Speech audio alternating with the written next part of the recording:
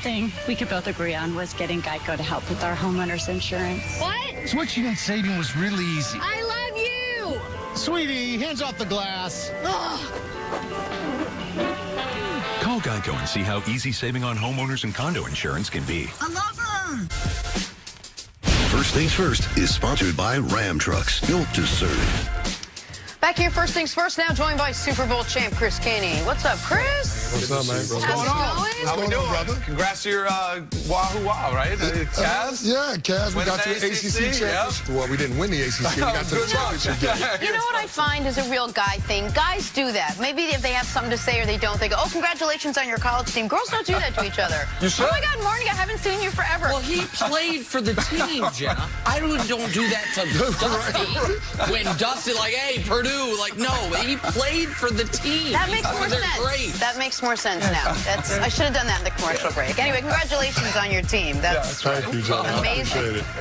Let's talk Thursday Night Football. Got a laugh out of our guy.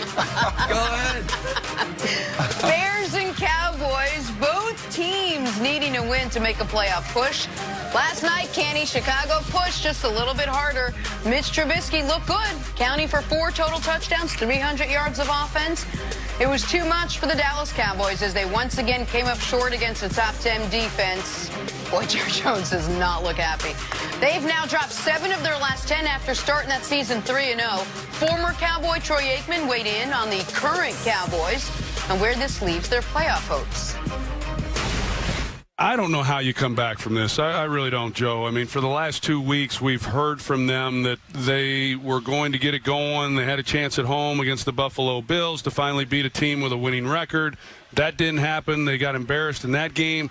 They come here against a team that had a lot to prove but was struggling in a lot of areas, and it was the same old story. And so, yes, even though we knew before this game kicked off that it didn't matter if they lost, they were still going to be in contention. I don't know how you sell that if you're Jason Garrett or Jerry Jones or anyone. When you have a performance like that to say, hey, but we're still alive. I mean, hey, we'll go play this week against the Rams, and it's all right out in front of us. And I don't think the players hear that. I wouldn't hear it if I were them. And this is on the players as much as it is on the coaches. They've got to be better, but I'm not sure I'd even talk to the team this week. I'd just say, let's just go play next week, and you guys figure it out. But the talk is over, and it has been over for a while. Well, that's quite the dramatic approach to your players, who, by the way, still first place in the NFC East, albeit just a half game. Canny, time for everyone to admit that the Cowboys just aren't a good football team right now? No, they're not a good football team right now. We try to ask ourselves, what is it that has this team in the position that they're in right now? Why are they underachieving for the most part this entire year? After winning 3 straight, they've lost 7 of the last 10. So everybody's trying to figure out, with a team that had championship aspirations coming into the year, what is it about this team that's just not clicking? Now, you can point to the play calling, and there are some things after last night's game that leave you scratching your head, like the fact that you gave the ball to Ezekiel Elliott 8 times on the first drive, and you marched 17 plays for 75 yards, and you punched it in for a touchdown. Then he only has 11 carries for the rest of the game. Like, that's the part of it I don't understand. Going to Olawale on that last possession before the first half and not being able to convert in that situation and having to settle for a long field goal, which you missed. Of course. That's a question mark right there. Why did you have that play call? But ultimately, it's about this team being able to play complementary football. And their players are not going out there and they're not executing. And Dak Prescott talked about it after the game. Like, the fact that you were able to force a turnover on that first Bears possession, and then you end up going 3 and out as an offense.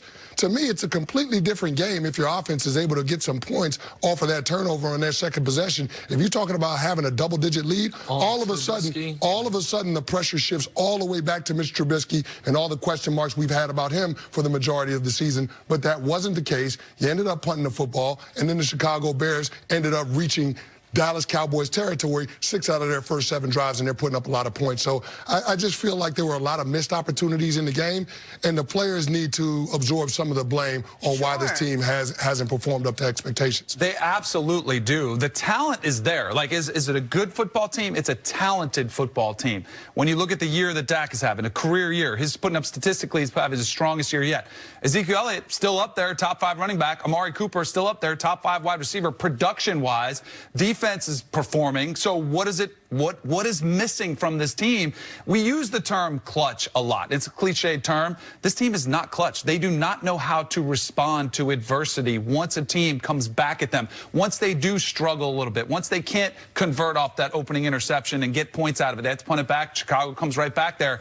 For whatever reason, and that's why you hear the players perplexed. They don't know the answer either. Again, Troy Aikman said, hey, I wouldn't even know what to say to him. I think you have to do whatever you can to try to get this team to breathe a little bit. Like, imagine if, hey, this was my, last time on this show, and you guys said, if you give one incorrect stat, or if you say one thing, or you make one wrong prediction, you're never coming back on the show. I would be paranoid. I'd be like, oh, man, I'm not going to talk very much. Yeah, you have to loosen this team up somewhat. And I don't know how you do that if you're Jason Garrett, but at some point, this team just needs to breathe. You can see and feel the tension when you're watching them play. But here's the problem that I have with, not problem, but my disagreement with what Troy said, is you can't be a just mediocre talent and lead the league in yards. You just can't. You can't be mediocre talent and lead the league in yards and be a top 10 defense. The only way those two things can be true and you have 6 wins is if either you are a turnover machine, like the Tampa Bay, I think, is top 5 in yards, but Jameis, I mean, trick or treat Jameis. And Dak has turned the ball over more than he did his rookie year, but he hasn't been a turnover machine. You don't look at the Cowboys and they're just constantly 2 and 3 turnover games. Or in the critical moments, you're settling for 3 instead of 7. In the critical moments of understanding, stealing a possession before the half, making sure the opposition doesn't get a possession before the half, those types of situational coaching things, you are just incompetent, which is why so much of the blame to me does go on Garrett rather than the players, because I look at another team in the league with 6 wins, the Indianapolis Colts. They have the 19th ranked offense.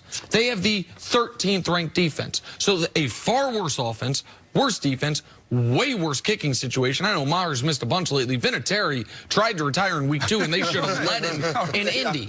But Frank Reich is an excellent coach. I think one of the best young or first relatively new head coaches we have in the league. The Bears, who have 7 wins now on the year because they beat you. Where are they? Oh, they have a defense that's 11th, yours is 10th, and they have an offense that's 29th, and they've had the same level of success as you. That's coaching, which is, so I'm not going to buy into the narrative, we just overrated the Cowboys' talent. They are just not they're not achieving up to the level of their talent, and we've seen that now for 10 straight weeks. But Kenny, here's the thing, and you said this, Danny, earlier, is that you wish the team would really relax a little, get out of their own heads. And maybe Jason Garrett should understand that and take them out and get them to just relax a little bit. He's pressing, too. We saw that on the 4th down on his own 20. You don't think he has the same pressure from Jerry Jones that this team seemingly has from the outside world? It's really hard. And they're all healthy for the most part. This is when they should be hitting their stride. If it doesn't fall on the head coach because he has so much pressure on him, what do you do to get these players out of their own heads? Well, here's the thing. I don't necessarily feel like you got to get these guys to relax. I mean, you got to get these guys to perform. It's a production-oriented business. It's what have you done for me lately. I don't believe that the Cowboys somehow, some way are just a less talented team this year when they have relatively the same cast of characters. Yes. And we've seen the control because in the Dak Prescott, Ezekiel Elliott era of Cowboys football, they've had a winning record.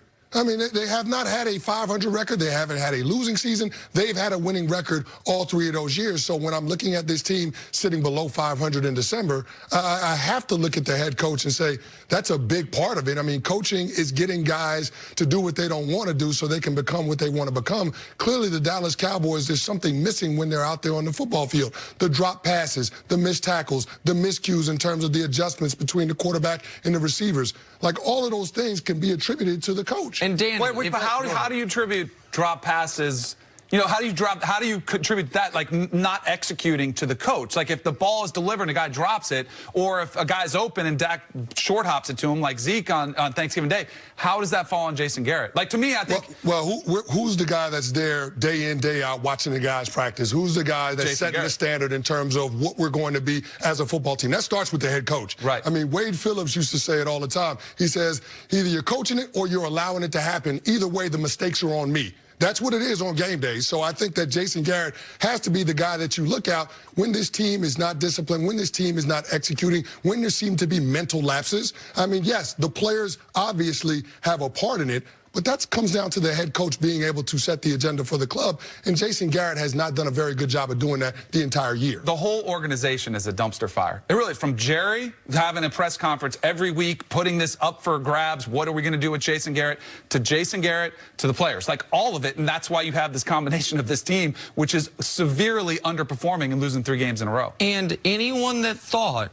the Cowboys were going to be a drastically different team this Thursday against a team with a great defense, question marks at quarterback, that is around 500 or above, than they were last Thursday against a team with an excellent defense, question marks at quarterback, around 500 or above, was kidding themselves. Like, and this was, and Troy said it during the broadcast, this is a carbon, he almost sounded disgusted when he said it. This is a carbon copy of Thanksgiving, and it was. A great opening drive. You take the lead. You're up 7-0. You have a chance to take control of the game, and then you get punched back and you fold. On Thanksgiving, what was it? It was 26 straight points for Buffalo after 7-0. Yesterday, it was 24 straight after 7-0. That's unforgivable. Like, I don't think there's shame in losing to Buffalo the way a lot of people did. There was shame in losing the way you did. I don't know that there's shame in going to Soldier Field and losing to the Bears when Trubisky plays well, because when he plays well, they should be a really good team. But losing the way you did the exact same game 2 weeks in a row when you are when you're flailing about, that to me is an indictment, as you guys are saying, on everyone.